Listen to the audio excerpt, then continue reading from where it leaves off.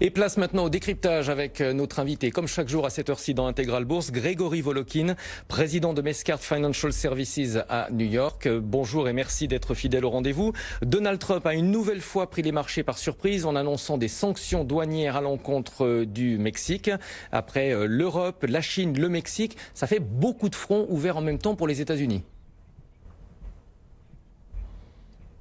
Oui, d'autant plus que franchement, c'était une surprise. Personne n'attendait ce tweet, parce que c'était un tweet de Donald Trump qui est tombé hier soir à 19h30.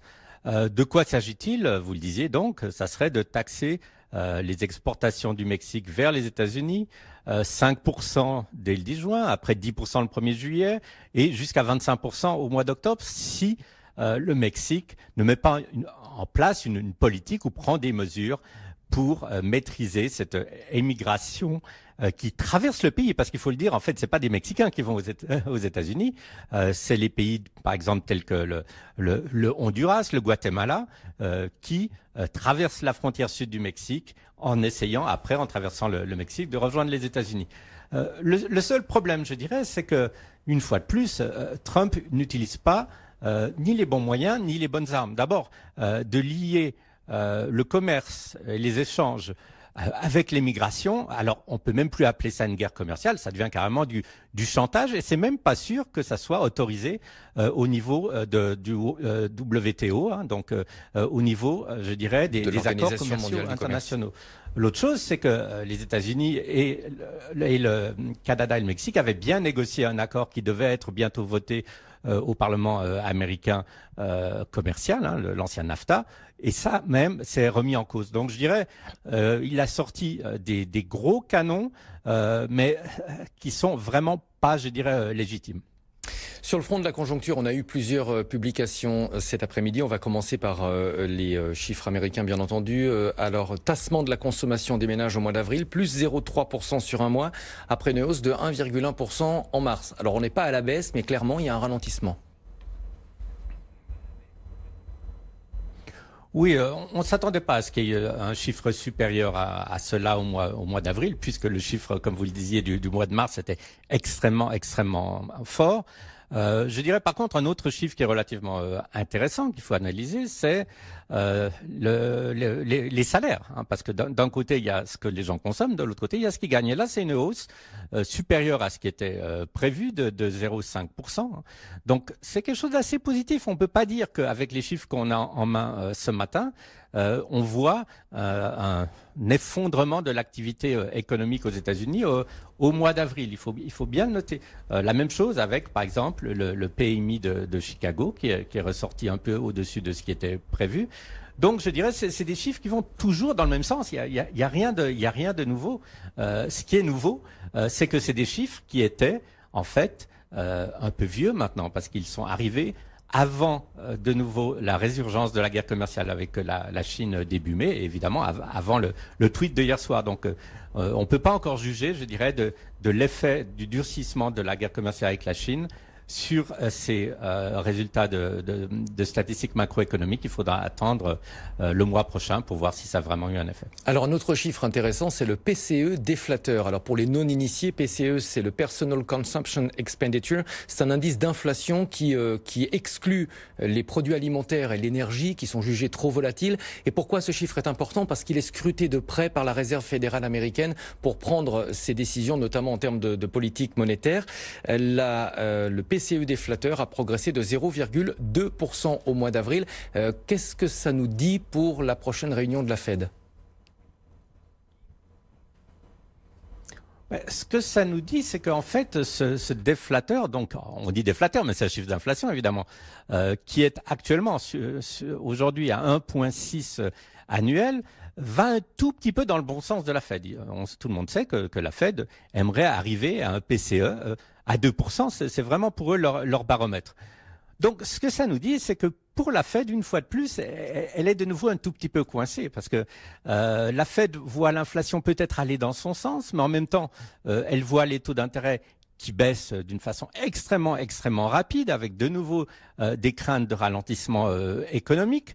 Donc d'un côté, évidemment, tout le monde souhaiterait que la Fed baisse les taux, mais attention, si tout d'un coup vous avez des taxes sur les produits mexicains, ça va faire des hausses de prix aux États-Unis. Hein. Il faut dire par exemple que 60% des voitures américaines sont construites au Mexique. Elles seraient donc taxées, ça va faire une forte hausse. Il faut dire que tout ce que vous mangez pratiquement comme produits frais aux États-Unis, que ce soit des avocats, que ce soit des tomates, que ce soit des asperges, c'est produit au Mexique.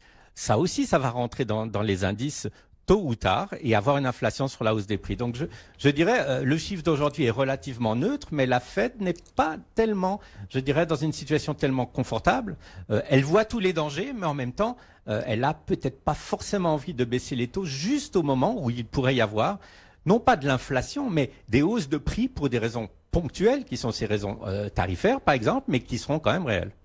On va parler de l'actualité entreprise puisqu'on a eu des résultats intéressants. Premier résultat pour Uber en tant qu'entreprise cotée. On s'attendait à une perte, c'est confirmé, une perte de 1 milliard de dollars pour un chiffre d'affaires de l'ordre de 3 milliards. C'est quand même assez conséquent. C'est le moins qu'on puisse dire. Mais puisque c'était attendu, vous connaissez les marchés ne réagissent pas négativement une fois qu'ils avaient des estimations et que ces estimations arrivent en ligne. Alors, c'était pas si difficile pour Uber de guider le marché puisque les chiffres qu'on a eu aujourd'hui, ils les avaient en gros préannoncés le jour de l'introduction en bourse, il y a à peu près 3 semaines. Donc, je dirais au moins ils ont réussi à maîtriser ça. Par contre, qu'est-ce qu'on voit? On voit quand même, il y a peut-être du positif et du négatif. Du côté positif, je dirais, ils disent que, en fait, ils arrêtent d'une certaine façon de baisser les prix pour essayer d'attraper des parts de marché. Donc, ça veut dire que peut-être petit à petit, ils arriveront à augmenter leur rentabilité. Mais ce qui est beaucoup plus négatif, c'est qu'en fait, ces revenus, même s'ils ne baissent plus les prix des déplacements, augmentent de moins en moins rapidement. On est passé d'une augmentation des revenus de plus de 20% à une augmentation de 10%, et on peut se dire, il y a peut-être un jour où les revenus d'Uber ne vont plus augmenter. Alors, des revenus qui n'augmentent pas, et en même temps des pertes qui se maintiennent, à des niveaux vraiment très importants, parce que quand même 1 milliard de dollars par trimestre, c'est 4 milliards de dollars par année. Je sais que Uber a du cash, ils ont pratiquement 5 milliards de cash après l'introduction en bourse, mais enfin bon, ça n'a pas duré si longtemps. Autre motif d'inquiétude, je dirais, c'est qu'ils ont un relais de croissance qui est bien identifié par les marchés, qui est Uber Eats, donc la livraison de nourriture à domicile. Il y a une belle croissance de l'activité, sauf que ce qu'on appelle le take-on rate, c'est-à-dire ce que Uber garde comme chiffre d'affaires après chaque livraison, est passé de 11% de la somme qui a été payée par le client à 7%. Donc, ça veut dire qu'il gagne de moins en moins avec ce service Uber Eats. Et attention, quand je dis gagne de moins en moins, c'est pratiquement une plaisanterie, puisque de toute façon, ils perdent de l'argent. Là, on parle de chiffre d'affaires, on parle pas du tout de profit. Donc, chiffre d'affaires diminue, on peut se dire que les pertes vont même peut-être augmenter dans leur activité relais de croissance. C'est franchement difficile d'être très optimiste et je dirais c'est intéressant d'avoir vu cette réaction de marché avec un titre Uber qui était un peu en hausse après la clôture de hier, parce que c'était peut-être le soulagement qu'ils n'avaient pas fait ou annoncé une grosse catastrophe. Et là, il y a 3 minutes, quand je le regardais, il recommençait à baisser. On va parler de Gap aussi, la chaîne d'habillement américaine qui a publié aussi des résultats particulièrement mal accueillis.